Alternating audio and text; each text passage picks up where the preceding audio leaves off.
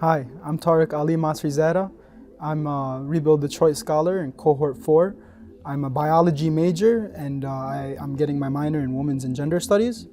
I do research in Wayne State University in the pharmaceutical sciences grad school, and my research is in toxicology.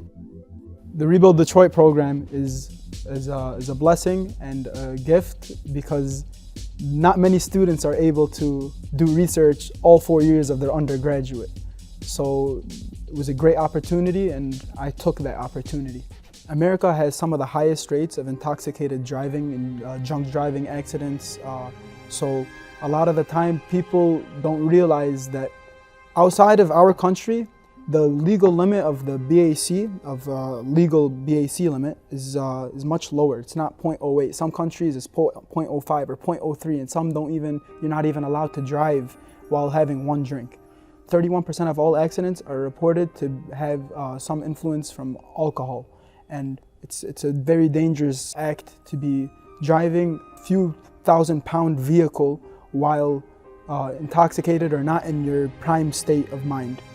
So what I look to do is inform the general population about the risks of driving intoxicated, whether it be marijuana, alcohol, Benadryl, perhaps a hypoglycemic state. There are many factors that we look at in my research to find out what the effect of that may be, of a certain variable, on the effects of reaction speed and attention.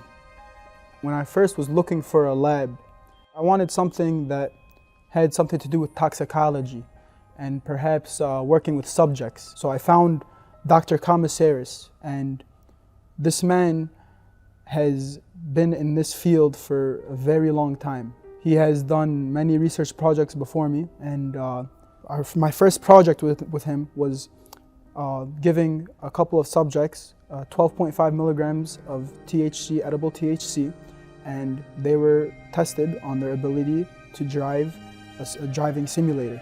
And we record reaction speeds after turning the wheel 5 degrees. We recorded their control driving reaction speeds, and after having them eat this edible, we would record after every hour how much they would lower the reaction speed.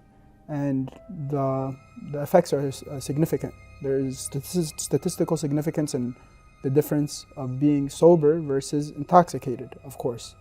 After collecting data, we informed the public about the possible risks of driving with even at a 0.05 BAC. The legal limit in America for most states is 0.08. We looked at different countries. We looked at their statistics and how often people get into accidents. And we saw that America has some of the highest rates of drunk driving accidents and intoxicated driving. So why is that? To put it simply, the limit is too high. The reason I'm so passionate about this is because I had a great uncle that actually he died from a drunk driver. I feel like when I'm doing my research, I'm honoring him in a sense, and I'm also trying to protect future lives. There's no rebuttal to the hard facts. You can't argue with hard facts. This is something that when you hear it, it's set in stone. So it's very important that I'm not the only one spreading awareness. If we all understand the risks, people will stop doing drunk driving.